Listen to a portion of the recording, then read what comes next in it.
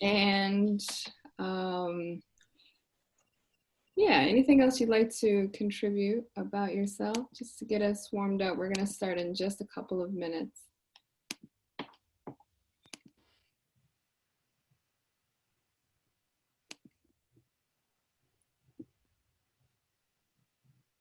Yay. Hi, Kayla.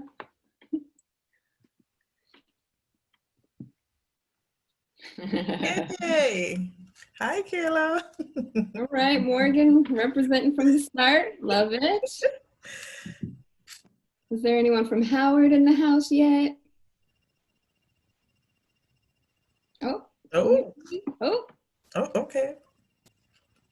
What they say? We have Howard in the house? No, we got some PV representing though. I ain't know. Oh, okay. For my PV folks, I'm gonna need y'all to unmute. So when I say PV, you know the rest. Don't disappoint me. All right, you're gonna have to lead the crew. Shasha, Belicia, and my other PV folks. Okay, on the count of 3. 1, 2, 3. PV. You know. It's so weak, y'all. That's not weak. It was a long day. I understand. Hopefully after this, we'll have a little bit more spirit in us. Love it though. Y'all ready, ladies? All right. Let's go. Welcome, everyone. Welcome to Ubuntu Part 2, where we're going to put some respect on our names, our Black names, and we're going to hear the legacies behind our names. Today, we have a lovely panel here for you all. Stephanie, if you would move forward the slides, let's get the ball rolling. All right. All right, as you heard, some of you heard before, this session will be recorded and we will take some screenshots. At one point, maybe at the end, we will ask you all to turn on your cameras so we can take a group photo to have on record that we had a great time in here today. So hope you're ready for that. All right. So my name is Marissa Gray. I'm the Director of Study Abroad at Morgan State University, and I've been there for the past 15 years or so. I'm here with my 2 colleagues, Raina Montgomery from Howard University and Stephanie Tilley, and I'm going to give them the chance to introduce themselves. Thank you very much, sister. Everyone, hello and welcome to this space. My name is Raina Montgomery. I'm the Assistant Director for Study Abroad at Howard University. And I welcome you all again and look forward to this really meaningful conversation. Please don't hold back. This is a space where we want everyone to share their authentic self fully. Okay.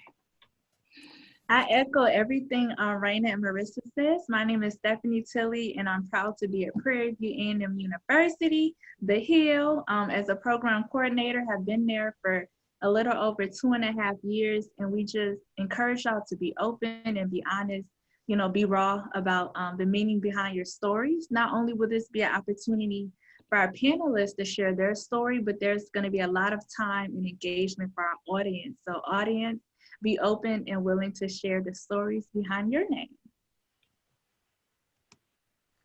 All right, so what is in your name? What is in the soul of the spirit behind your name? So from this program, we hope that you will gain awareness and appreciation of the legacy behind your Black names. We hope that you'll understand the history and traditions behind naming in Black culture. And then we hope that you'll feel more confident to expect that people, regardless of the environment that we're in, would acknowledge your full name. And then our dear Stephanie wanted us to quote Kendrick Lamar, if I'm gonna tell a real story, I'm gonna start with my name. So today we're starting with our names. All right, so for our panelists, we have Mashahiri Awani, we have Uruk, and Hamela Tekle? Yes, you got it. Right. Hamela Tekle, yeah. All right, so Hamela, can you start off with the introduction? I was almost happy to see my name third because I was like, oh, I'm the last. Hi, everyone.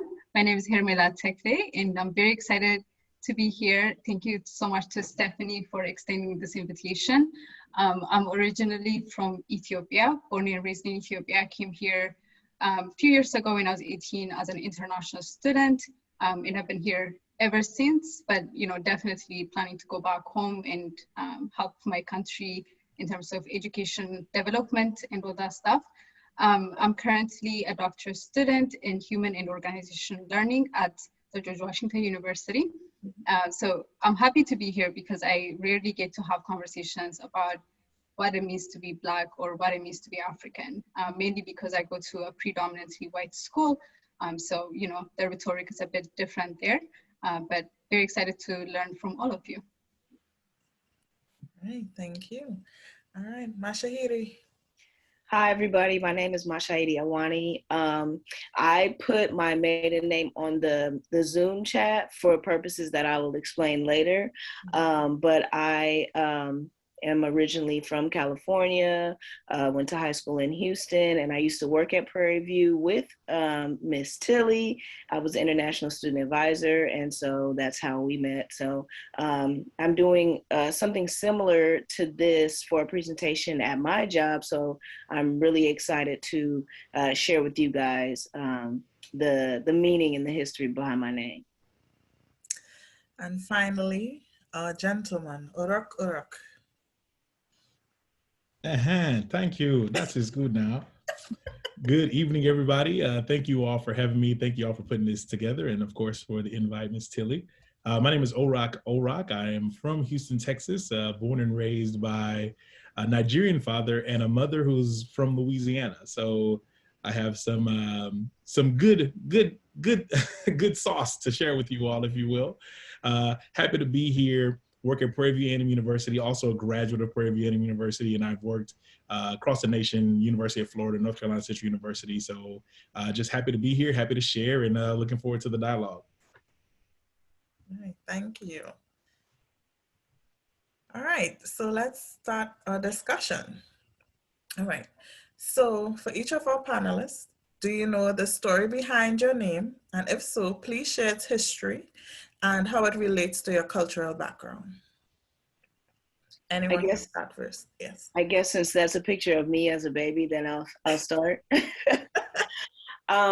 So that's a picture of me and my father, and my father's last name is actually Higginbotham. When I was born, my father was really into like a Back to Africa movement. He did not identify with his slave name, Higginbotham, and he ended up changing his name to Halifu, which is a Swahili name. He chose Swahili because he said that it was the most spoken language in the continent. And so he gave me a Swahili first and last name. Mashairi means poem. And I later found out in life, I think Halifu means smell. I don't know how he came up with that name, but I know that him and my mom looked through a book of names and that's what they found. So later on, he did change his name back to Higginbotham. So I'm the only Halifu in my family, my brothers, and that there's no other Halifu. So that's the story of how I got my name. Oh, nice. Yeah, I'll jump in. So of course, my name is Orok Orok. First and last name are the same, which is the first question a lot of people ask me. And no, we didn't change that. That was written on my birth certificate. Not to say that there wasn't a fight in the maternity ward, but my name is Orok Orok. My father is Nigerian, Calabar, Nigeria, and so essentially I get to carry the family name twice. Now it's more so because I am the first Orok that's born in America of the family. So our family is a pretty strong family in Nigeria. And I'll tell you a little bit about the naming pattern later on. But yeah, so I'm really supposed to start a huge family, have lots of kids, and take over lots of land.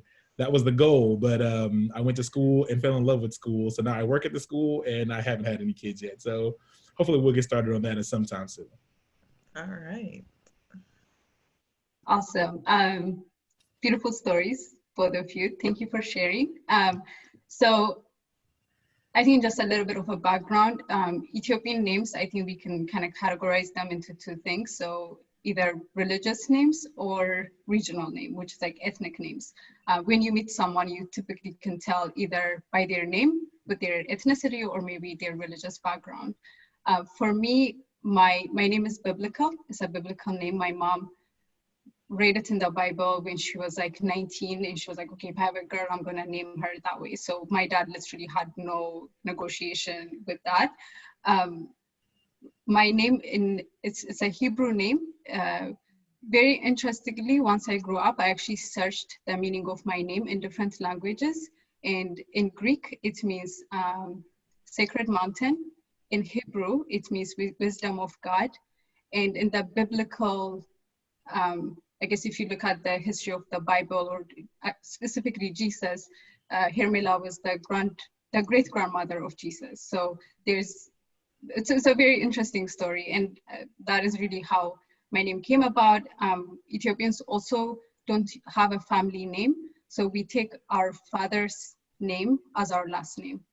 So it's a bit different scenario there. Nice. Thank you for sharing your histories. All right, so our next question, what do you like about your name, and did you always like your name? I'll start again.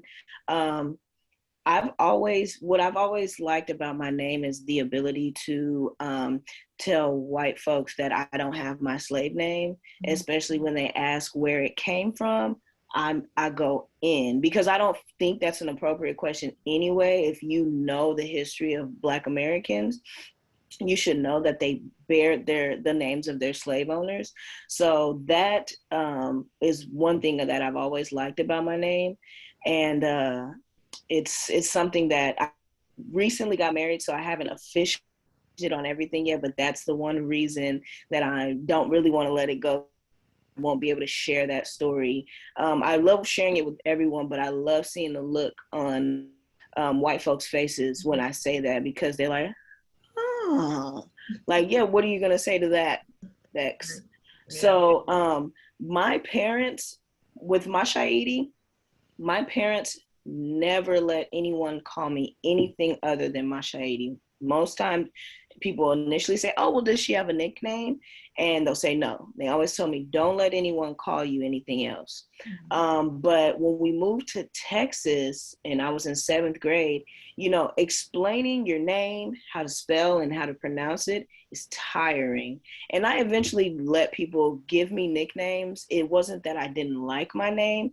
It's just that I can't, especially as a child, tell you about the power behind my name in every 5-second conversation that I have when you're asking me my name. And, it gets a little tiring. So I do have a lot of nicknames at Prairie View. I got the nickname Shasha. If people are respectful and when asking me for a nickname, I will allow them to call me a nickname. All right. Yeah, I didn't even know my name was Orak. Like, honestly, in early elementary school, the teachers would be in front of the class, they'll be calling roll, and I knew when they got to my name because they would get stuck and they'd be looking like, this can't be right. And so they would call me my middle name and my last name. So for the first few years of my life, I went by my middle name and my last name until I went home one day. I was like, hey, Dad, everybody's getting stuck on my name. We need to talk. What happened here? Is this right or is this wrong? And he was like, oh, no, son, your name is Orak.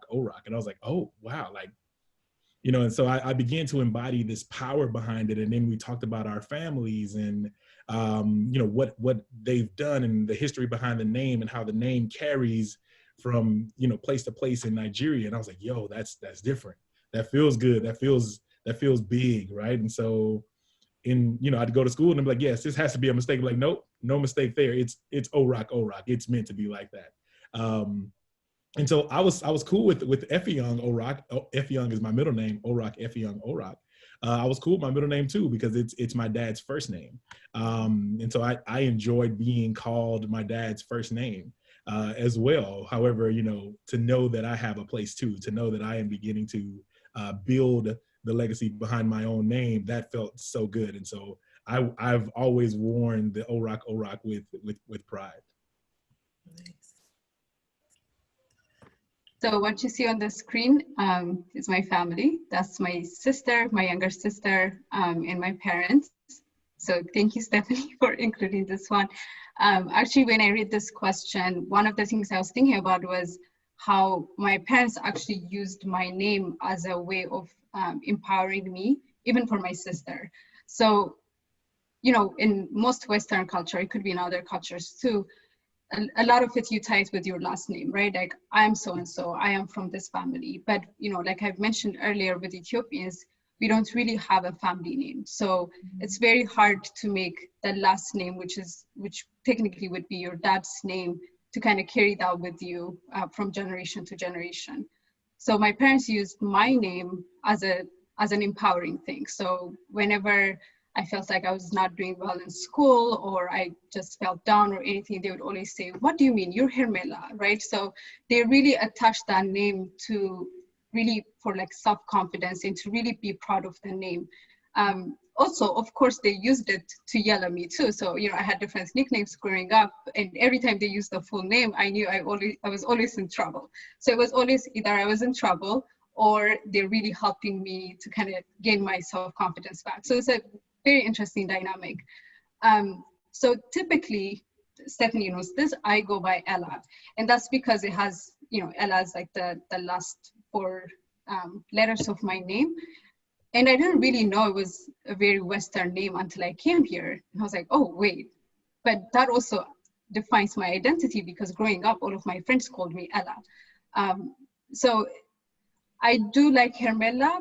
And then I think that, you know, I went to a college in New Hampshire, which was really predominantly white school. So a lot of people had a hard time calling, you know, with my full name.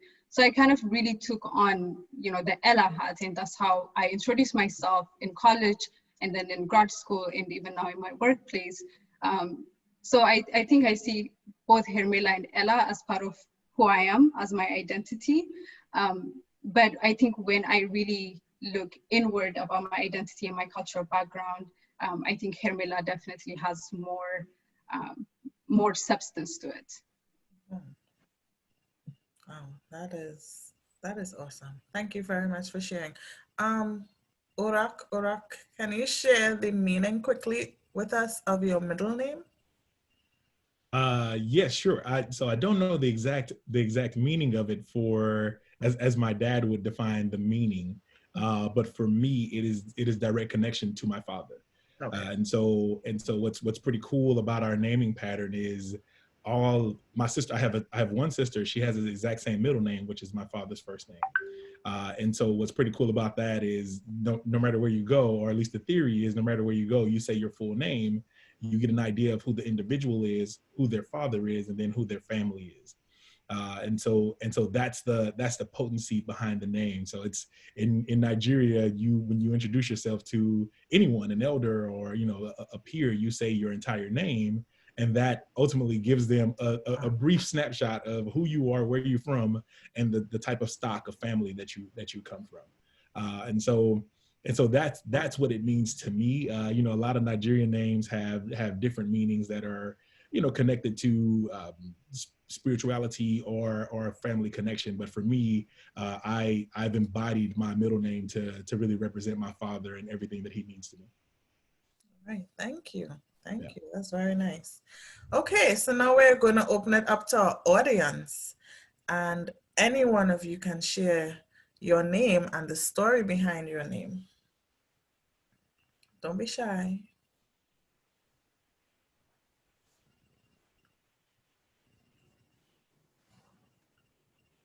Miss Ward has a pretty interesting thought in the chat as well, and so I'd like to hear some more on that too. Okay. Okay. Hi, I'm Kayla.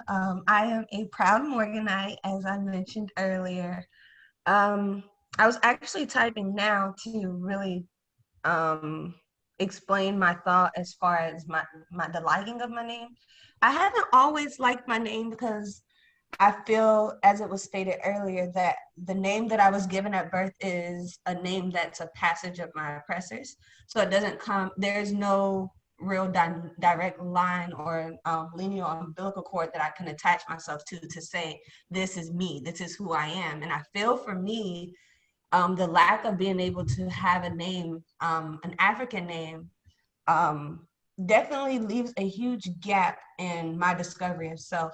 I can't really define who I am without knowing who I am truly. I don't know my people the way that I feel like I should know them to be able to connect to my name, because my mentor actually is on her way back from Cameroon, and she had a naming ceremony. She was able to use African ancestry and connect with her people, her Cameroonian family.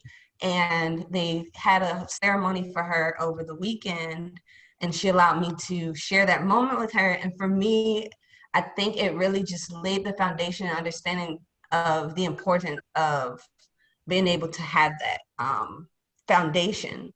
It's very hard in America, of course, for us to really represent when we don't really know really what we're representing, because our name has so much more meaning than just letters put together. There are a lot of people, as mentioned today, we talked about the meaning of a name. And for me, I know my mom was saying that when they got the name Kayla, it was to speak life over what they thought my purpose was to be.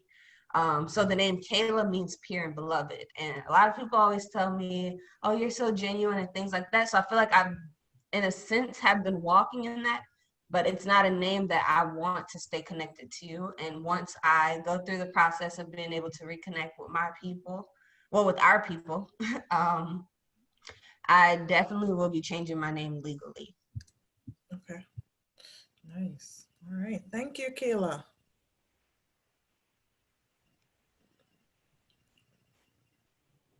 Thank you, Kayla. That was very powerful. I think many Black Americans, in many ways, we can relate to what you're saying. You know, as Black Americans, for many of us, there's a huge disconnect to our African roots and our lineage. So thank you for bringing that up.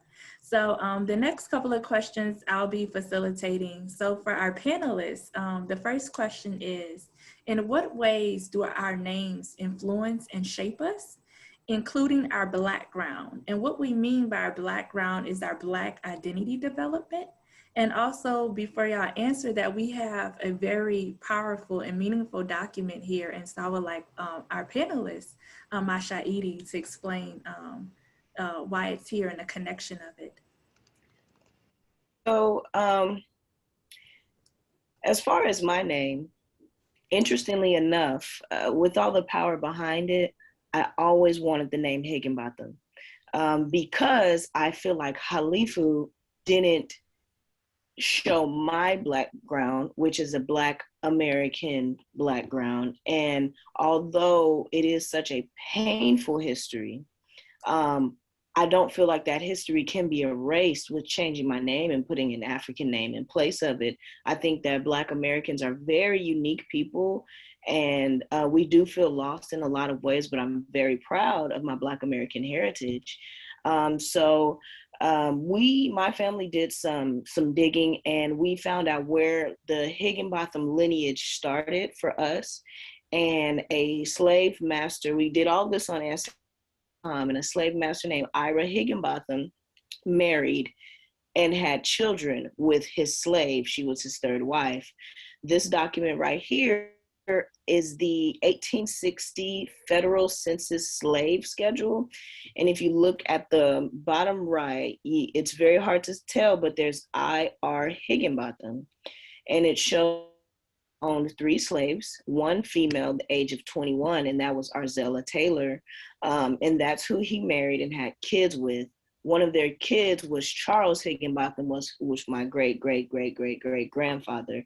And so that's how the lineage started, was from him owning her, which, of course they don't have her name here because they viewed them as property, and having children with her. Now, oral history supports that they married, and we also have her freedom papers. She was given her freedom after they got married, but the only documents I have to show is the children that they had together. That's the only evidence that I have. Thank you, Masha Edie. That's powerful to have that type of documents and to know that history as a Black American, you know, it reclaims so much of what we lost and it gives meaning to your name. So thank you.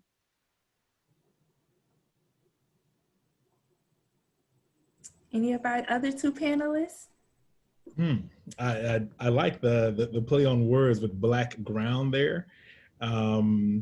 And you know, I've had a pretty interesting perspective growing up, being that my mom is Black American and my father is Nigerian. And so, you know, there's always the common misnomer. If we can be real, I'm gonna kind of throw it out there, but Be real.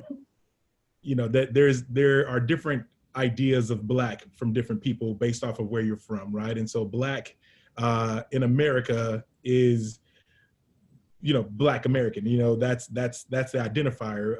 And then Black to my father, to a Nigerian, is a box that you have to check because they don't specifically get down to what you actually are, right? And so there's a difference there. And so my life, I grew up identifying with, you know, my mom's side and my father's side in different pieces. And so ultimately I had to choose what I was going to subscribe to. And I'll pause there and I'll kind of jump to another thought. I've always wondered growing up, what is Black, right? And what does it mean to be Black? And where do we go to find what Black is supposed to be? What am I supposed to be while I'm here in America? And I kind of came up with this idea that, and again, my perspective is skewed because of my father and my mother, but I came with the idea that, you know, Black is what we want it to be. Right. And so, you know, people are like, oh, do you eat chitlins? And I'm like, well, you know, I don't eat chitlins, but I know where chitlins come from. But, you know, people still think chitlins are good. And so is it good or bad to eat chitlins? And what does chitlins represent? You know, all the chitterlings for those who don't know quite what I'm talking about. But what do we want Black to be? What do we want to embody about our history, our culture, and the parts that we don't have? Right? What do we want Black to look like? And so I spend a lot of my energy filling up that definition, right? Embodying a definition of what I think Black is supposed to portray based off of what it needs to portray for us now. And so that's a lot of, I guess, the bigness or the voluminousness that I carry around in my name is about how I want people to carry themselves and how I want people to see themselves despite what they do or don't know about their yesteryear or their parents' yesteryear or whatever, what have you. So for me, Black ground is pretty nice. I think a lot of people struggle with identity, and that sense of belonging does answer a lot of questions in a lot of our lives. But in a lot of other ways, you have to create your own mark. And so pushing forward and, you know, pushing what Black means to you or what your name means to you is just as important. So just want to throw that out there. Thank you. Yeah. Oh. Sorry, Steph, go ahead. Go for it. No, I was just gonna say thank you to Orak for bringing that up. I was really struggling with this question, and I really appreciate how you brought, you know, how Black could mean different for different Black people, depending where you're from, your family's history, your cultural background. So for Ethiopians, it's usually, it's a bit different on how we identify with our Blackness. I think for a lot of us, it's Ethiopian first, and then the Blackness is like a second identity, which, you know, many people wear different identity hats, and it's okay to have different identities. And I think a lot of it has to do with, you know, colonization. The fact that Ethiopia was never colonized really makes the way we identify with our identity is very different. Mainly because we didn't have that, you know, colonized influence into our history, into our culture. So for us, especially when I came to this country, I didn't even know what it meant to be Black, to be honest. You know, I was 18 and I always identified as Ethiopian. I grew up with Ethiopians. I had a couple of, you know, white friends and African friends and things like that, but predominantly everyone around me was Ethiopian. So I never really made sense of what it meant to be Black, right? And then I came here and everyone is like, oh, like you're Black. And it really like kind of caught me off guard, right? Like I was like, what do you mean? I'm not, no, I'm Ethiopian, right? Like, just like Orak's dad with being Nigerian is that, you know, I just selected the black check mark, and that was because that was the only thing that was there. But it took me a very long time, even now after being in this country for eight years now. I'm still getting used to that, right? Like, how am I kind of balancing that Ethiopian identity with my Black identity? So really appreciate to both of you for sharing that story, because I think once you really appreciate it and really makes sense with your identity, there's more that comes to it. The fact that when I finally was like, oh, okay, so this is how people see me, right? Like, I had to change my mindset into how I see myself. It made a huge difference into how I see Ethiopians, how I see Africans, how I see, you know, African Americans in this country. Before then, it was really us versus them type of story. Like, I'm Ethiopian, they're African Americans. But then I came here and I was like, no, we're all the same people. We're Black people, you know, except our culture and our history is different. And it's really diverse. I think the diversity is really beautiful. And I think that's where the name comes from too, right? Like, you hear my name and I'll tell you I'm Ethiopian. And that really defines my identity and the way I perceive the world in my worldview. So thank you for asking this question. I'm really still reflecting on it. My answer may not be the best, but I think it's because I'm still making sense of it. You're very welcome, and your answer is your story. So thank you for sharing that with us. The reason why, and thank you, Orak and Mashaidi, for sharing. So, you know, Black, it's so encompassing and it's also so complex. And so that was one of the reasons why we wanted to have this question, because for each person, it means something different. So thank y'all for sharing the beauty behind it, and also the mystery that comes with it as we're developing it and developing that aspect of us. All right, our next question. So within your cultural communities, how are names assigned?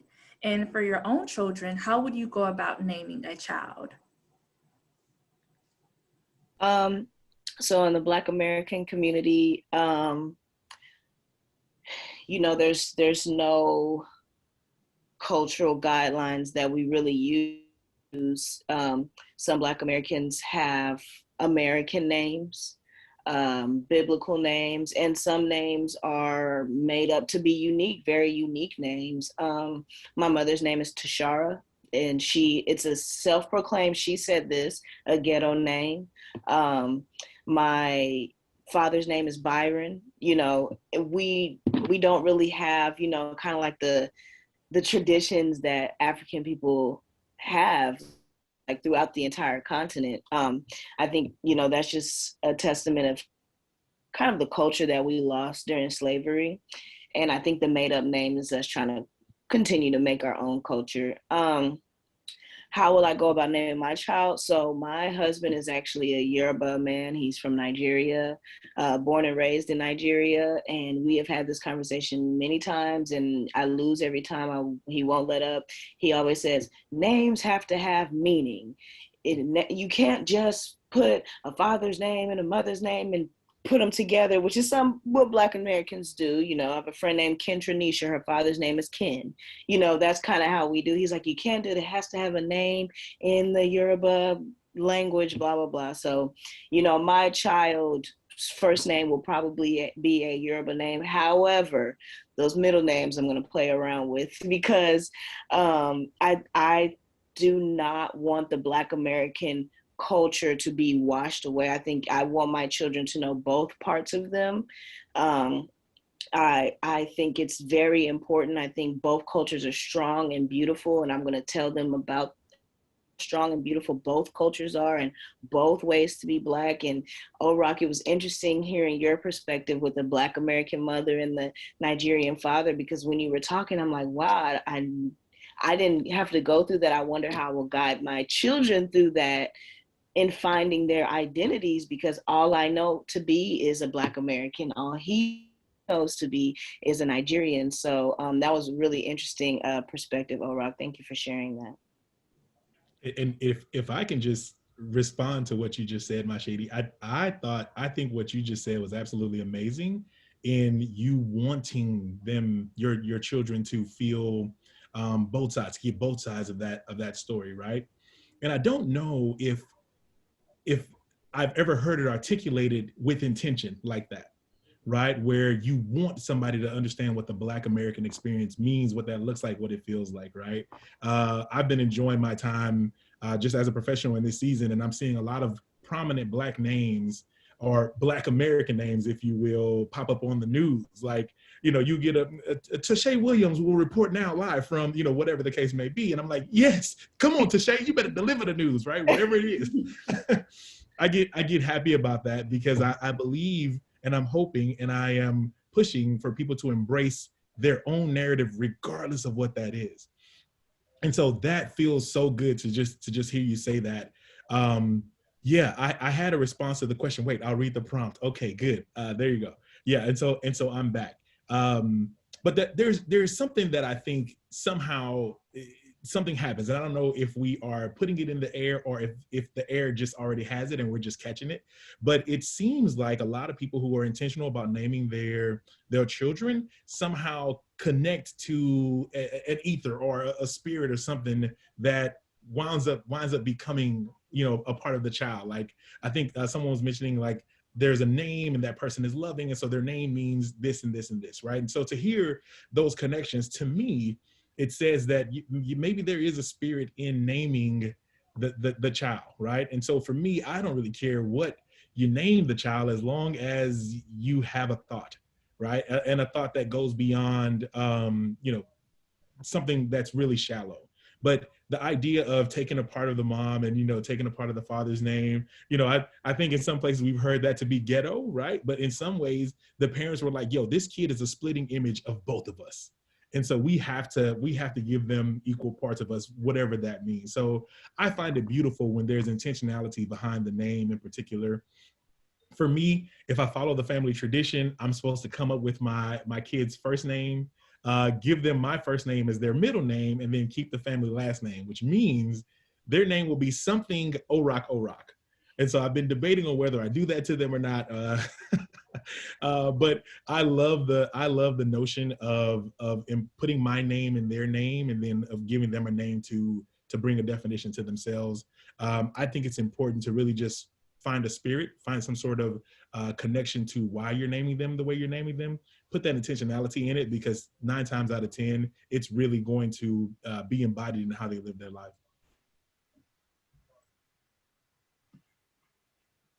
Yeah, absolutely. I think intentionality is very important. And I think it will really define your identity as well. Like, right, the more you make sense of your name, and you kind of create a personality to that name, right?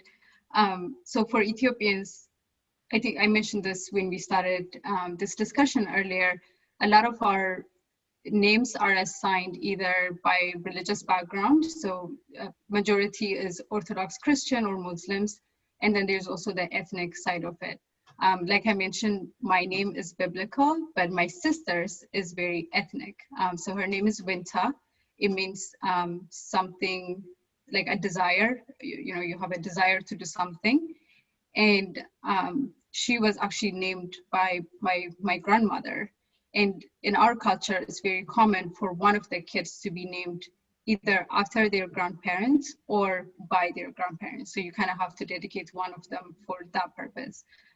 So that's kind of how we go about, you know, naming kids in my culture, especially my ethnic group, which is the northern part of Ethiopia. In terms of naming my child, this is interesting. I think for the most part, we know what the middle name is going to be. If she's a girl, she's going to take my grandmother's first name, and she was my, you know, my favorite grandmother. She basically raised me, so she's going to take after her. I just feel like I'm going to have a daughter, so I just always just think about the female name, but obviously she can change it because, you know, gender is binary, obviously, once she grows up. If it's a boy, I think we'll just kind of improvise and see what happens. In terms of the first name, so my husband is white. He's American. He's from Pittsburgh. And I really like the idea of kind of combining my name with his name, which I have no idea what's going to be, you know, Hermela and Andrew. That's kind of drastically different names. So I guess me and him can discuss this after this discussion today. We do have a first name. If it's a girl, again, that's the only one we think about. But I recently found out it's a German name, so do I really want to give a white name to my kid? I mean, obviously he's white, but he's Irish, he's not German. So we're kind of thinking about it. We found the Afrikaans translation of the name, which we really, really love. So we're kind of like thinking about that as well, but we'll see how we go about it. But I think for the most part, I really want my kid to be proud of being Black American, right? Because they'll probably be born here. So I want them to have, be proud of their Ethiopian identity, be proud of, having a white father, but I really want them to really make sense of what it means to be a Black person in growing up in this country. And I want to learn from that experience. Like, I didn't grow up here, so I don't have that lived experience. So I really want to see how they will grow up and make sense of that identity. And that way I can just kind of see it, coming into life, right? Like the more they grow, when they go to school, when they interact with kids, I think I'm very looking forward to that. Wow, I'm speechless about what everyone shared. There's so much richness and just color in this question and the last question. So thank you for sharing. Now we're gonna open it up to the audience, and you can please share the story behind your name. I'm just soaking in what you said, Ella, and as well as the two panelists. That was amazing. There's so much, even, not even the stories behind our name, but coming up with the name, there's so much behind it. So thank you. So our audience, anyone in the audience who would like to share the story behind their name. Let me see if there's anything in the chat.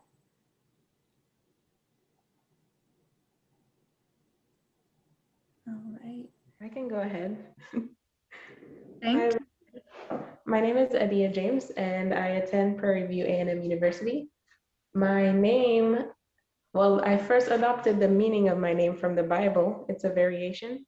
So my name is Adia, but in the Bible, there's Adea. So where there's an E in my name, there's an A there. And it basically means the one whom Jehovah adorns. That's what I've adopted all these years.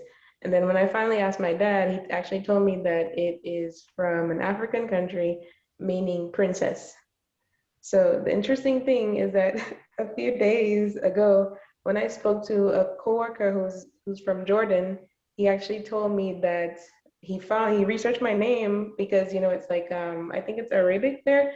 And he said that it's defined as witness of God. So now I have like free definitions for my name. Thank you for sharing that, Dea, and glad to hear that you're from PV. Are you as well? Yes. I work there, so glad to hear that. And it's beautiful to show how our names have such pluralistic meanings and value sets in different cultures. So next. Sorry, if I could add, Adia, thank you for sharing that. So at Ade in Ethiopia, it actually means mom. So now you have a fourth translation to your name. That's cool, thank you. No pressure, no pressure. That's beautiful. All right, I'm gonna hand it to my sister, Raina. She's gonna kick off this next area. All right. This is a wonderful conversation. I don't think we could have imagined how deep and nuanced a lot of the conversation would get. So our next question is, what advice would you give someone who is navigating a professional setting and feels that pressure that we often do to adapt or shorten their name for the convenience of others? So we're not talking about nicknames for like friendship's sake, but I've shortened my name to Reina in spaces just to make it easier for everyone else to just call me something that I actually like. And Reina means queen in Spanish, so I also take pleasure in that too. But please. So before I give any advice, I wanted to share that I was listening to this comedian, and he was talking about, like, in the Black community, Black American we all have like family nicknames like Pookie, Junebug, Man, things like that. And he was saying, you know, I love white nicknames because their nicknames follow them all the way if they're a CEO of a bank, like Skip or Dick or, you know, Chip. Like you will see some of these like white people who are at the ultimate high in professional status, and they will go by their nicknames. But us as Black people, we don't introduce ourselves as, oh, I'm Junebug or I'm Pookie. It just, you know, it's a little more as for when white people can say, oh, I'm Chip, you know, or I'm, you know, Dick, whatever. But that was just very interesting and funny to me. As far as giving advice to someone in a professional setting, so my job that I've been at for a year. I work with the Department of Homeland Security, and prior to that, I was working at Prairie for 3 years. So in a Black setting, you know, you don't hear disrespect about your name when you know, people don't frown up like, what is that? You know, but in a white setting, you kind of do. My advice would be that if you do feel like you want to shorten your name, you do it because you want to and not for the convenience of others. You know, like I said, I did it because I just didn't want to explain it to people, because for some people, I would never speak to you again. So that's pretty much my advice. If you feel pressure to do it and you ultimately think about you want to, just think about why you're doing it. If it's for the convenience of others, just think about why, because they can say your name. It is possible to say your name, and they need to put some respect on it. Love it, love it. Yeah, that putting respect on it piece is definitely the thing there. I think for me, I remember hearing a story one time like, hey, if you don't create your own narrative, somebody else will. Right. And so what I took from that, and typically if I walk into a room and maybe they've seen my name first or like on a resume or something like that, you already hear them saying, oh, he must be African, or I seen an elephant in India named Oraka. You know, they're already creating what they think my name means, what they think my name is connected to. And so that's my opportunity. That's my opportunity to fully show them how I embody my name, and hopefully leave an impression on them that will help them remember my name, you know, when I leave the room. And so that's the spirit that I walk into. So the advice that I would give is make sure that if your energy can precede you before you walk into a room, that you create the story for your name. And it'll help them remember it, right? I always start with a story like, hey, my father means the world to me, and he named me Orak, and here's what that means to me in my life. And that's how I start off every single conversation. That way, you know, hey, I mean business. The name is not really something that you can step on, not something that you can mess with.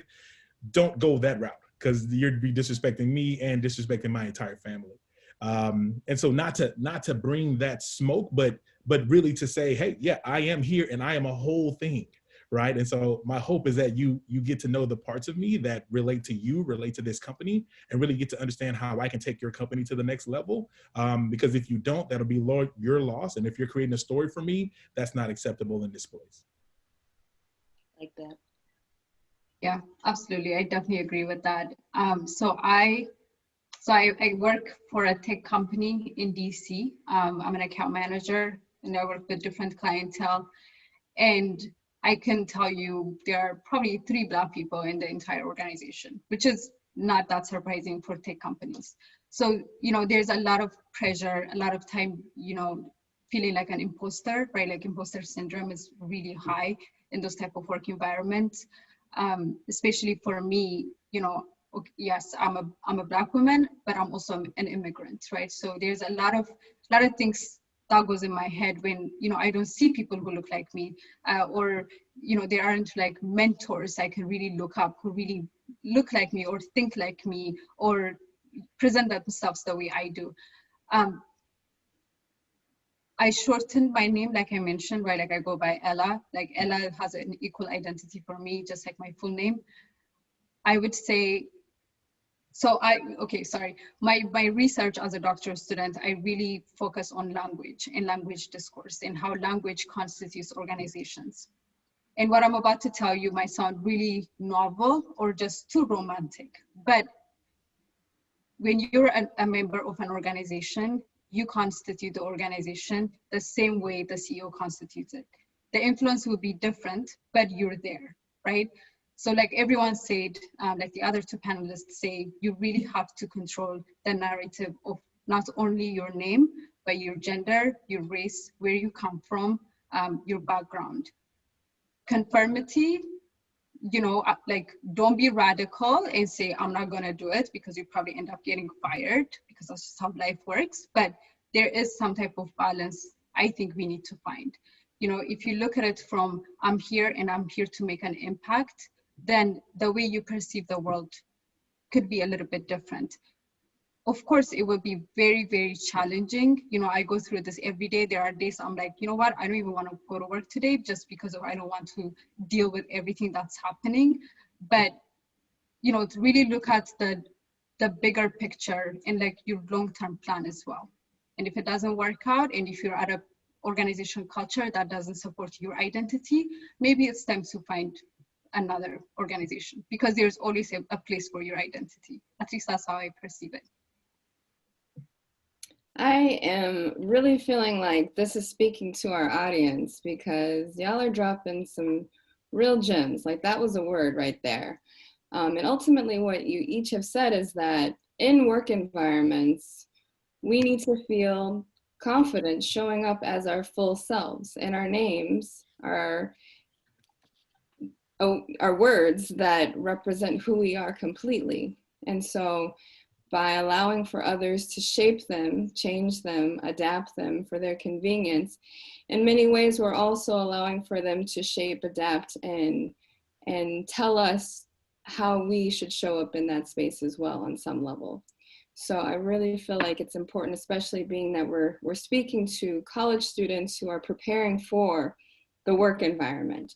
This is a time now for us, especially coming from HBCUs, to really solidify ourselves, our full identities in every way, and names just being another layer to that. So thank you very much.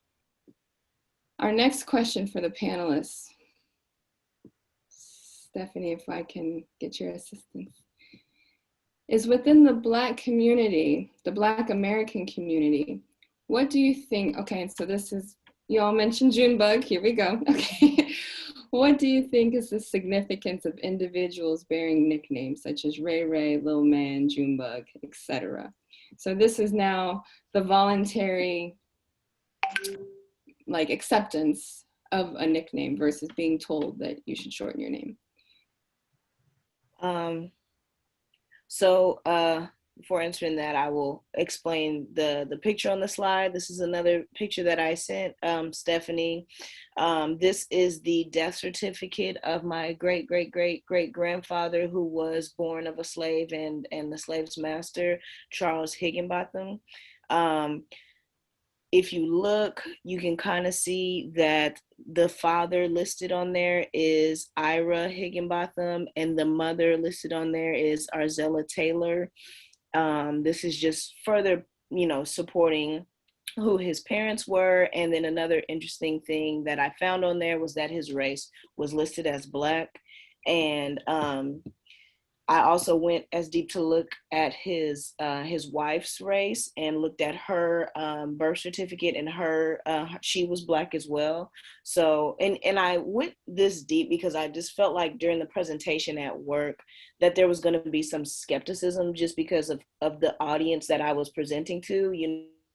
At my job, there's a lot of lawyers they're just, skeptic in general. Well, how do you, where's the evidence, where's the proof? And seeing this, these documents really validated so much for me. It also hurt me a lot that I just could not find a picture. I could find a picture of everyone else, but I could not find one of Arzella Taylor, the slave. And it just makes me think, like, even though she did have children with this white man, I don't even know if it was true love. Can you really love the person who enslaved you? It's in my mind, it's just not a romance story. It's just a story of hopefully, not rape. just doing what you have to do to get out of captivity. But as far as the nicknames, the significance, like I said, don't really have a nickname. My mom is the only one who called me something besides my name, which is Cookie. She still calls me that sometimes. But I just think it's another testament to Black American culture, our nicknames, because in a lot of our families, everybody has a nickname. And, you know, they kind of sound silly to other people, but we hold those nicknames very near and dear to our hearts. And if you are able to call us those nicknames, that means you're family or you're a very close friend. And that's the difference between, like I was saying with the white, everyone can't call me, you know, man or Junebug or little man. That's a term of endearment, and I have to give you the okay to call me that. Yeah, you're right. There are a lot of pieces that are so familial. I was in IKEA the other day, and somebody was like, Lil Rocky, and I was like, they have to be from my past, because nobody calls me Lil Rocky. Like, it has to be somebody from my past, and it was my aunt from way back when. And so I love that particular piece. But I'm just gonna throw this out there, hopefully for friendly banter, and maybe there's some truth with it. But I feel like Black people are like anti-syllabalistic, if I can make up a word there, right? Like, the more syllables the name has, the one that gets the most emphasis, that's the one we're gonna stick with, right? So if it's anti-Shaquisha, we're gonna call you Shay, right? It's something about how that happens in Black American culture that I find funny. And then I think I don't know, Black people like the stage. We like to characterize our kids. And so I know in my family, my cousin's name is Apple, because his head was big. He had a head shaped like an apple. His name is Cedric, but we call him Apple because he had a big head. It's weird. My sister's name is Mayan, but her American name would have been, had my mom won that argument, and when she was born, her name would have been Tracoslin, right? And so to try to keep that alive, my mother calls her T, right? And so that's her name on my American side of the family. When we go, and be with our family, they say T, right? And so it's pretty interesting how those particular things happen. And I do want to make mention, I saw a comment in the chat about the official short names of, like, William goes to Bill, Richard goes to Dick, things like that. I don't know where that comes from, but I would take it to be just as colloquial as, some of the short names that we come up with as well. But I was hanging on the word official. I don't know if I'm okay with the word official, for a nickname, because I think it's really what we do with it. I mean, it just so happens that I didn't know Bill Clinton's name was William for quite some time, because I thought Bill was his first name, because they use it. And so just like they make it official, again, what's the narrative that we want, right? Is Junebug something that we want somebody to almost be able to officially go with? Junebug Williams, please take the stand. Like, do we want that to happen? And if we wanted it to happen, then it could very well happen. We just got to put the power behind that. Not saying that I'm petitioning for that, but just saying it's really what we make it, and not what it has been or what others are doing. Yeah, I think this also goes back to controlling your narrative and how you want people to address you. And really, I think relationships also matter, right? Like, your family can have different nicknames for you, but maybe not your coworker, maybe not your classmates, right? So relationality is very important.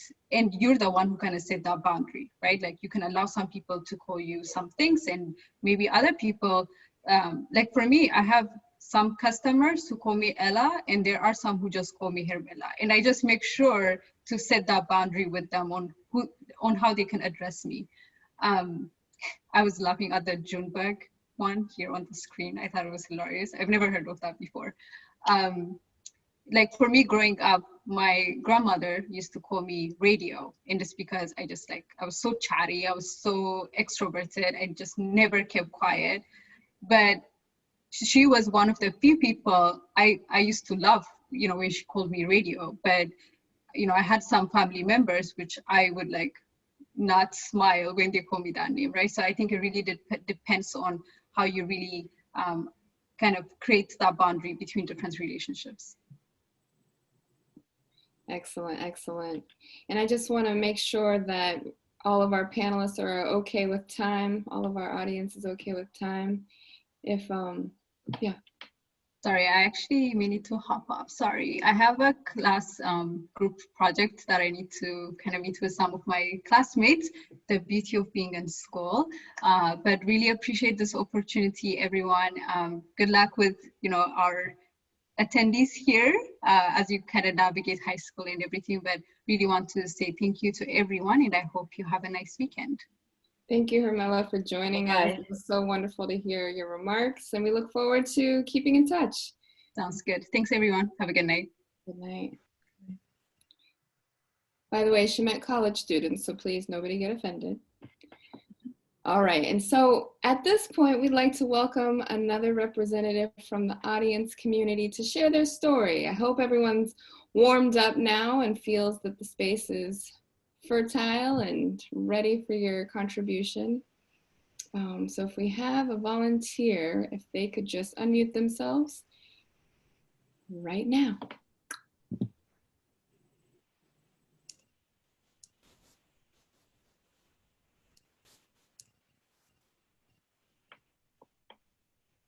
I'm curious in particular. I don't want to butcher the names, but I want to hear some of where these names came from. I think they're pretty nice names. I'd like to hear them at least to see how they sound. Mm. Hello, I'll hop in. All right. I was trying to leave space for the students. My name is Macy Walton. I'm a professor at Howard University of Spanish language and culture. And I hope you all can do this talk again for a larger audience. This applies to so much of the experience of people, of Africans in the diaspora. So I'm glad you all had a robust panel. I'll say robust, even though there were three, but robust because you covered, the US experience, you covered US/Africa experience, and then Africa. So excellent job on putting that together. For myself, I would say I related most to Mashaidi. My name, Macy, was chosen by my father. And this was during the time where, my parents changed their names legally. They're from the United States. And he chose it from a book. He chose all of our names from a book, all of the children. And I also attended African-centered school, so all of my friends had African names. Some of them had last names that were African also. So it was a normal thing for, all of our friends to have names that someone from the US might find difficult to pronounce. So for us, it was a foreign for someone to try to give us a different name or ask us for a nickname or something like that. And it means water. It's from Malawi, from the Yao people. And I also, too bad Hermela left, but I've also heard from Ethiopians that this is a name that they have in Ethiopia as well. So it's kind of multi-country or multi-ethnic in that sense. So I've loved everything everybody said. I've agreed with everything. Thank you so much, Dr. Walton. We really appreciate you holding it down for Howard and for sharing your story. All right, so the next couple questions we're gonna go to Dr. Gray, if you would take the mic from me here, dear. All right, thank you. All right, so within your cultural communities, what are the complexities related to one's name? And is there a relation to a greater social concern impacting the Black community?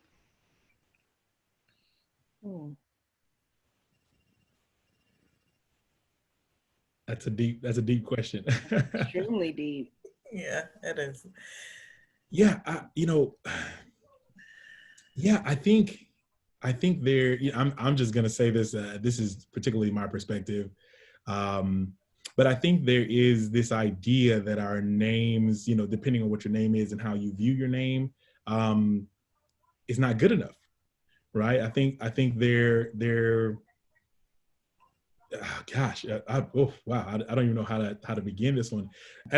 From the Nigerian side, a lot of my Nigerian peers growing up would always have what I would call an American equivalent to their name, right? And so, you know, your name might be Heaven or Mercy or Sunday, and then your real name is Nwando or something like that. But you had an equivalent to your name because of what you felt the stigma might be if you said your real name in a space.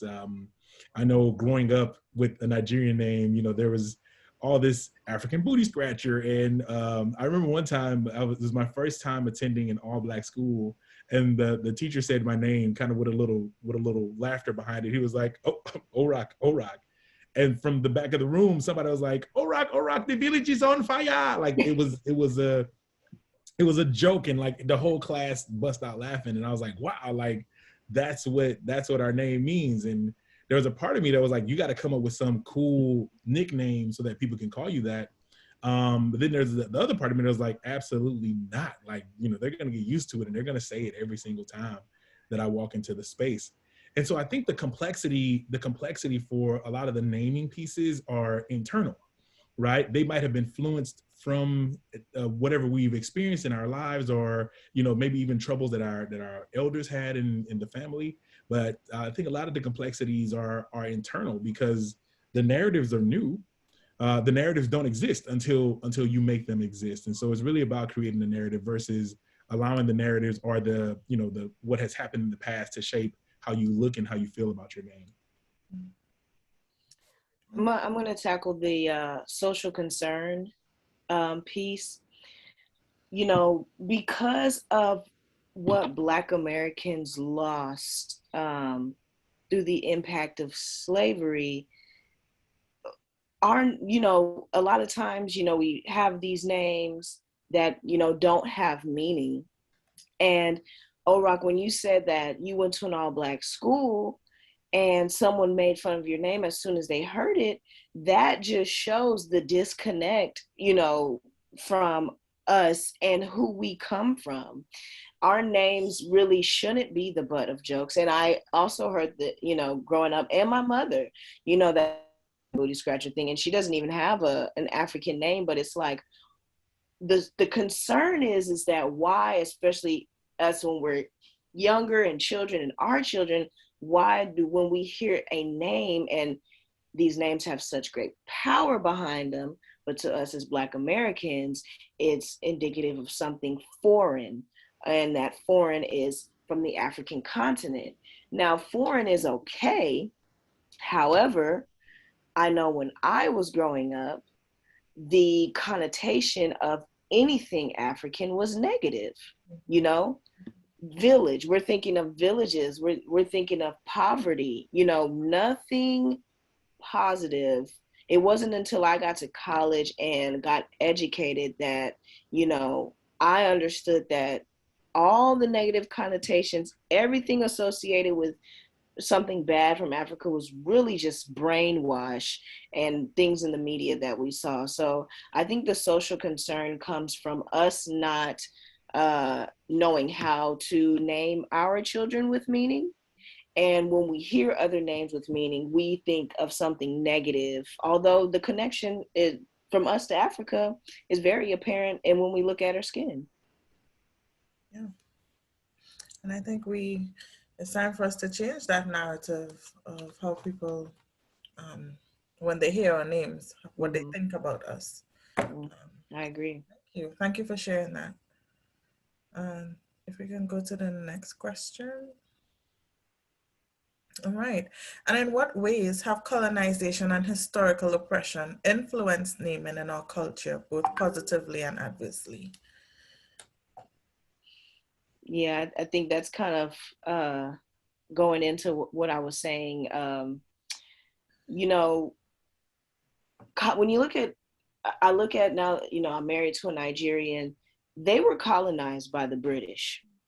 And I also look at other countries who were taken over by other European countries, and they all still have their culture. even if some of the countries who were colonized by the French, they take up more French sounding names, their last names a lot of the times are cultural last names, you know. And what I realized is that there's a big difference between being enslaved in your own land and taken to a new land and being enslaved. What it seems like is that you kind of retain a little bit of your culture if your people were enslaved in the land where you hail, where your lineage comes from. Also, the brutality of American slavery was, from what I've read, from what I've studied, way worse than slavery probably on any other country, in any other country. And because of that, it's just a complete like whiteboard when it comes to Black Americans and the tie to where we really come from. So our naming culture, it just doesn't have the power and the meaning that others do. And I think although we do have ghetto names, which I hate that, because these are names that we came up with and we found a way to make ourselves unique. And it's just a way of trying to find ourselves, which I think Black people have been doing since we've been here, just trying to find ourselves and create a culture. And really Black American culture is very influential, however looked down upon at the exact same time, and I still can't understand it. But yeah, so that's how I feel about, you know, colonization and historical oppression.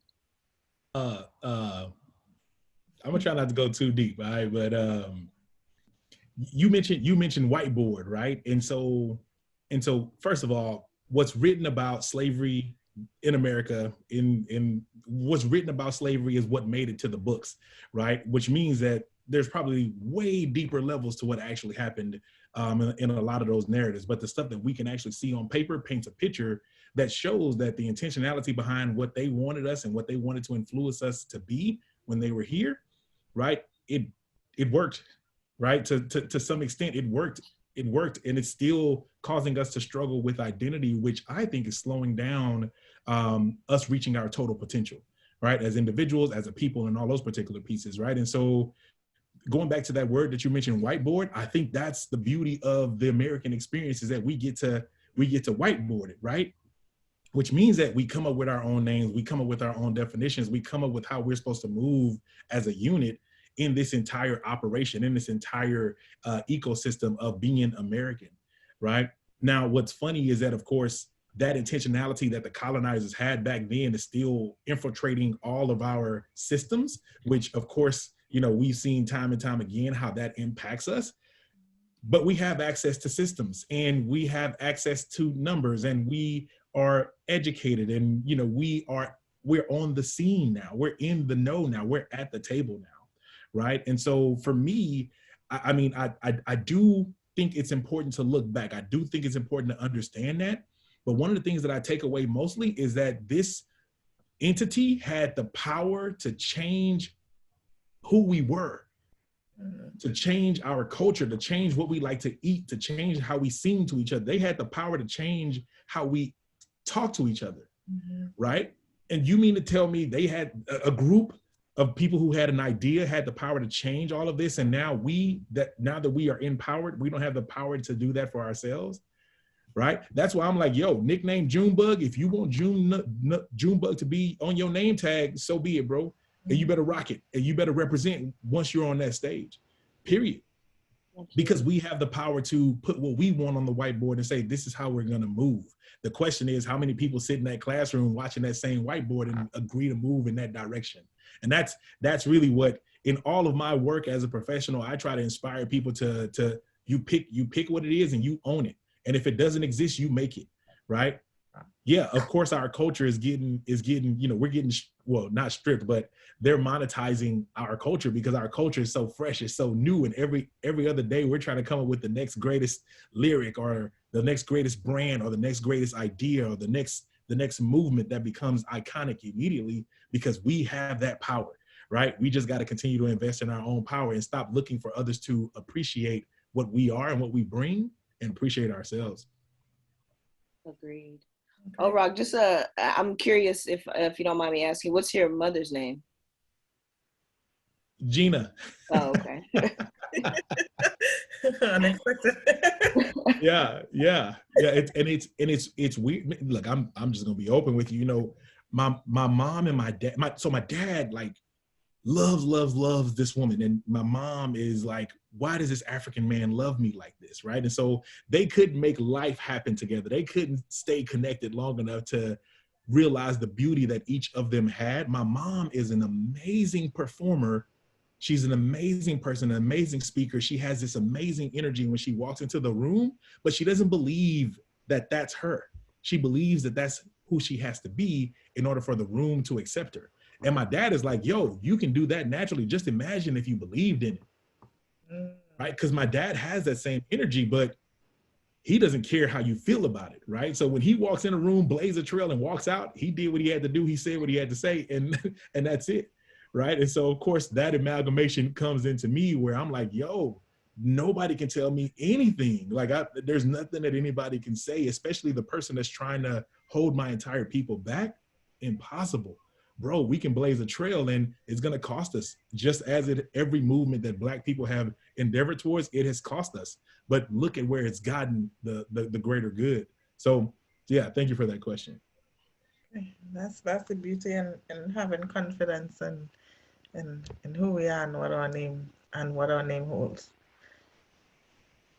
All right. Can we have one other volunteer to talk about their name story? I'll go. So I don't really have as interesting story like everyone else does. Honestly, I've asked my mother before, and she has said that she just knew that she wanted my name to be something different. And she and a friend were kind of like playing around with names and stuff like that. And she almost settled on Nicole, but she came up with Najole, which is my name. What I will say is I love my name. Like, I boast about it everywhere to anybody. Because it is unique. It's not even like 20 Najoles on earth, so it's like limited edition to me. But I have always tried to, I haven't looked diligently, but I've tried to look into like what is the meaning behind my name. Because I do personally know another Najole who is of Jamaican descent like myself. And I also went to high school with someone who had my first name as their middle name, who was also Jamaican. So my assumption would be that it's somewhere in those roots. I have not looked into it as I would like to, but that's my story. And really growing up, I was always passive. I always knew that like when teachers called roll, I knew where my name was coming. And I was like, okay, yeah, that's it. I knew what they meant, even though they never said it right. And as I got older, I kind of was like, no, you got to stop doing that. Like, tell them how to say it correctly. And no matter how many times you have to correct them, like, make sure they know how to say it right. Because I do, like I said, take pride in my name and its uniqueness. And everywhere I go and people meet me and like, oh, what's your name? How do you say it? They're always like, oh, that's so nice, So I feel like, well, if they love it so much, then I should take the same pride in it as well. So that's my story. Thank you, Najole, and thank you for sharing that. Our name, we carry it until we leave this earth, so we have to have pride in it. So thank you for sharing that. Due to time, we're going to wrap it up with one more question. We have one more question left, but we're going to finish with this last question. As Black people, we talked about reclaiming the pride and having pride in our name, but how can we use this as a collective empowerment and solidarity for one another? This conversation right here. Look, this conversation is nice, man. I'm looking at the chat and just thinking about what some of the topics are inspiring in the chat, and I think ultimately the conversation about normalizing Black, right? Just normalizing Black, normalizing the pieces that we all know, that we've all experienced, that are truly Junebug is Black. Okay, like that got soul on it. That's gravy on a biscuit Black. Like that's real Black. But there are some settings that we don't bring up Junebug in because that might not be, you know, correct. Nah, we gotta normalize all of that, right? And so this conversation right here is just amazing. And I'm just gonna Dr. Walton said, you know, we need to have this conversation for a larger audience. And I'm just hoping that this conversation and many more like it that deal with the true characteristics of what it means to be Black as it is, not as we thought it should be or as we're comparing it to, but Black as it is, that just has to be common table conversation, no matter what table you're at. And so I think conversations like this, that we talk about our names, that it helps us understand that we are connected. And it's just some of those pieces need to be more intentionally pronounced. Yeah, I definitely agree with O'Rock. You know, like O'Rock was saying earlier, if you want your name, Junebug, to be on your badge, you put it on your badge and you wear it proudly, and you express yourself. You know, like we were talking about professionalism, you can be the best in the business and have the name Junebug. I think taking those certain connotations and changing them is a individual task, and it's a task that we all hold, and it's a heavy responsibility. It's a heavy burden to bear, especially in professional settings, to normalize Black, but we have to do it. In my current setting, I did allow, you know, people to call me a nickname. However, I made them pronounce my first name first. And it's just little things like that as we go on our day-to-day. And I think our new generation, you know, like, you know, my grandmother's generation, their name was Shirley Betty Ruby. And, you know, then my mom's generation, they come to Tasharas and the Tashay and the Shays. And so we're kind of evolving. And I think Black is being normalized. And, you know, the next generation is going to be, our country is definitely a country of immigrants now. So it's going to be people like O'Rock with a Nigerian father, Black American mother, and it's just going to be a mix. But like I said, I think it's just an individual task to empower Blackness with our names every day, everywhere we go. Thank you both. Oh my goodness. Yes, I would like for us to hear from our audience because I know this chat is bumping. Can we hear from Glendon? I hope I'm saying your name correctly.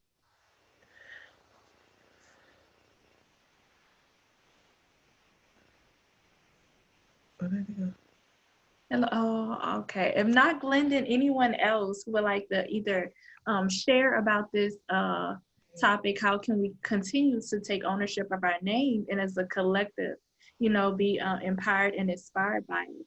Or if not, feel free to share the story behind your name.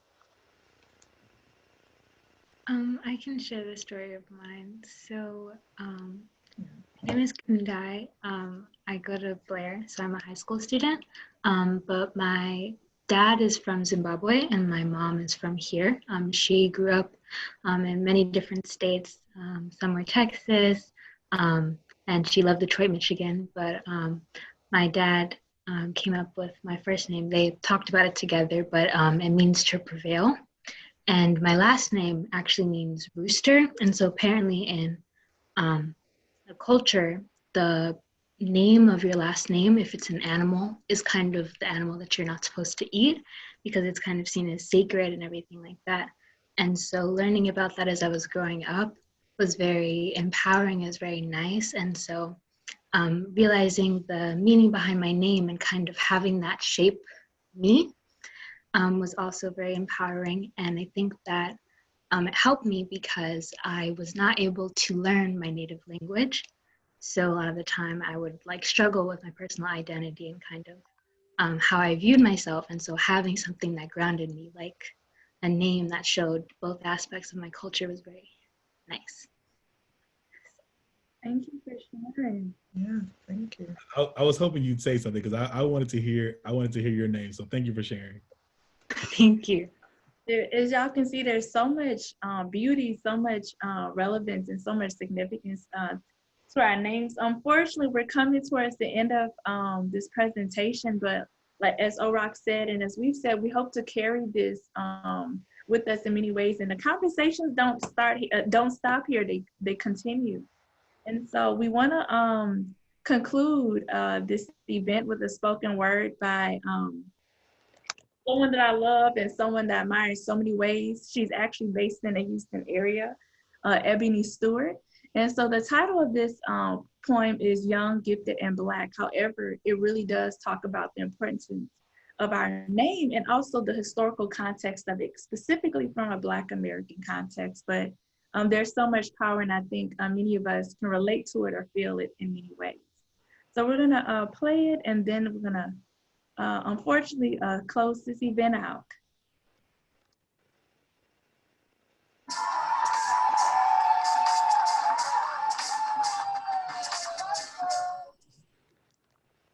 My name is not convenient. It is the forgotten child stolen from historical value, a burden to the grief that haunts you.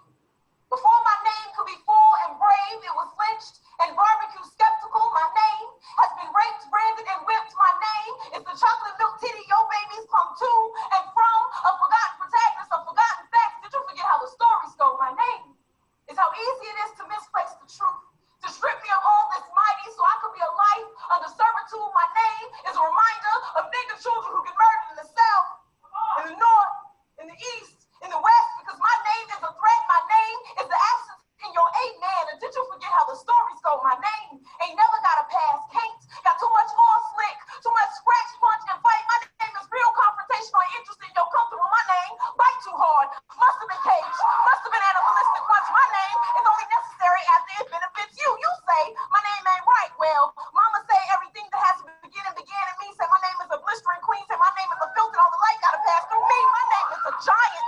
It's rise. It's healing. It's learning to remember itself. Is the Congo, the beat sound you dance to. My name is the utterance of struggle meets pride, meets grace, meets physical. Yeah, you see me reinventing myself, reclaiming my power. My name is the hero that freed ourselves. My name is newborn Negro and new growth. My name, done trying to figure out why you don't love me. My name is a wealthy affirmation. My name is what blackness done been through and can be. My name say I can't be impossible because I be in existence.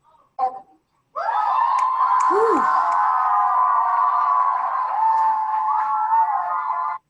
And so on that note, y'all, we are gonna drop the mic. As she said, you know, our name has so much power behind it. There's history behind our name, history, and also there's so much present power to this day with our name. So that is a good segue for what our next event. This event was about the history behind our names. Next event will be about artivism and how art is used to elevate our voices.